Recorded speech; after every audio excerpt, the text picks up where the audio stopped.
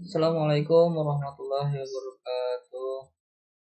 Kenalkan, nama saya Muhammad Iqbal Maulana, kelas TI 1 19C1. Ini NIM saya yaitu 311910594. Sini saya akan menjelaskan tentang oscillator.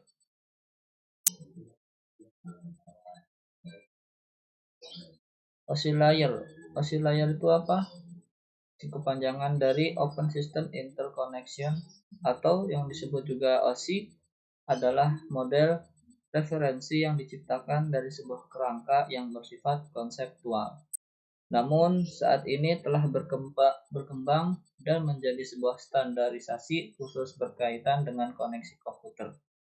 Tujuan dari pembuatan oscillator adalah menjadi model rujukan bagi setiap vendor atau developer sehingga produk atau perangkat lunak yang dibuat memiliki sifat interpolasi yang berarti user dapat melakukan kerjasama dengan produk atau sistem tanpa perlu melakukan penanganan secara khusus atau spesial.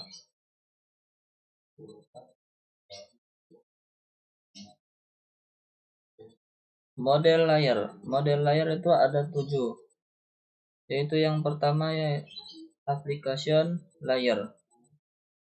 Untuk yang kedua yaitu presentation layer, selanjutnya session layer, transport layer, network layer, data link layer, dan untuk yang terakhir yaitu physical layer. Pertama, application layer atau yang juga disebut lapisan ketujuh.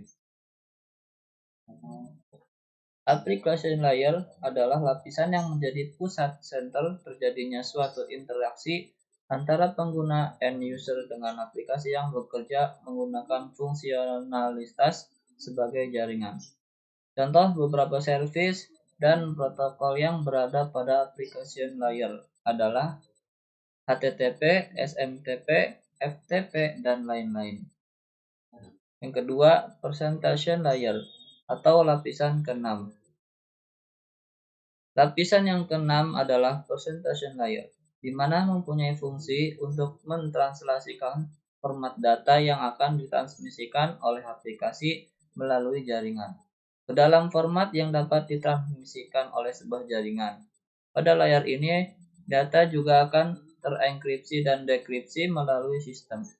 Contoh protokol yang berada pada presentation layer adalah MIME, SSL, TLS, dan lain sebagainya.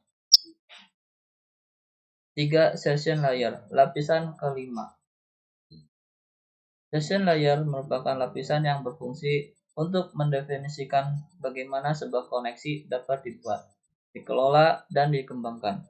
Contoh protokol yang berada pada session layer adalah NFS, SMB, RTP, dan lain-lain.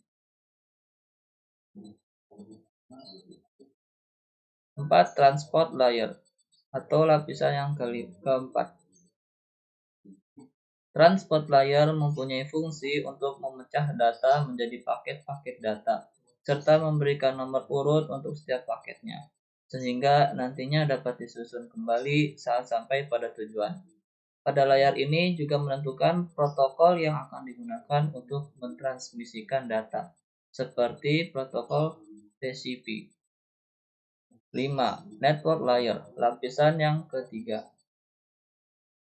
Tugas dari network layer adalah membuat header atau paket yang berisi informasi IP atau Internet Protocol, baik IP pengirim atau IP tujuan data.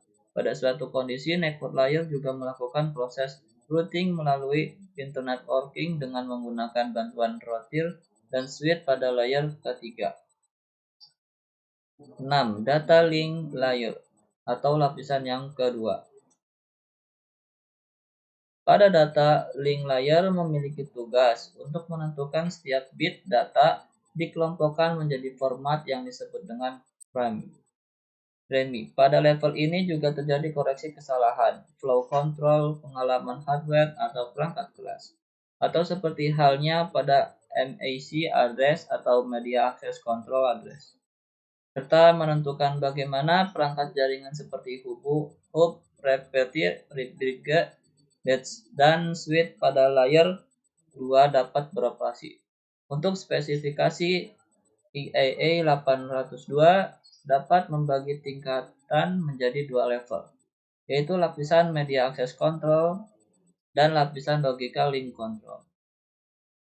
7. Physical Layer, lapisan yang pertama. Dan model OC layer terakhir dan yang paling utama adalah Physical Layer.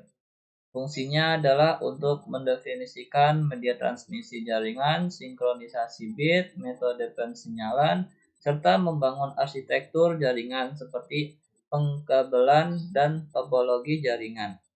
Pada tahapan atau level ini juga mendefinisikan mengenai bagaimana sebuah NIC atau Network Interface Card dapat berinteraksi secara langsung dengan media kabel dan perangkat radio. Untuk setiap pengiriman data melalui tiap layer dapat dianalogikan seperti Anda mengirim surat.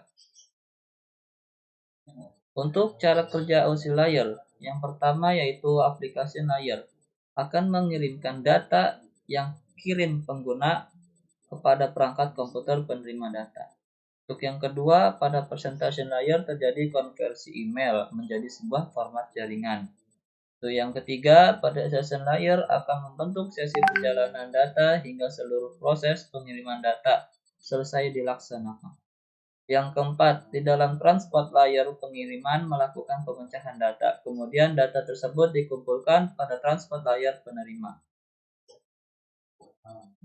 Untuk yang kelima, cara kerjanya yaitu network layer. Membuatkan sebuah alamat sehingga dapat menuntut dan mengarahkan data hingga sampai pada tujuan yang benar. Selanjutnya, di dalam data link layer akan dilakukan pembentukan data menjadi bentuk frame serta alamat fisik. Dan pada lapisan utama, tepatnya physical layer, data akan dikirim melalui medium atau perantara jaringan menuju lapisan transport penerima. Langkah yang terakhir yaitu alur jalannya proses akan berbalik dari physical layer menuju application layer, nantinya akan mengarah pada jaringan komputer penerima. Nah, untuk kesimpulannya adalah OC layer adalah model referensi yang dikembangkan untuk menciptakan sebuah kerangka yang bersifat konseptual. OC layer juga memiliki 7 model layer yang terdiri atas aplikasi layer, presentasi layer, session layer, transport layer, network layer, data link layer, dan physical layer. Untuk setiap level mempunyai peran dan fungsi masing-masing. Dengan cara kerja pengiriman dari setiap model dilakukan secara berurutan.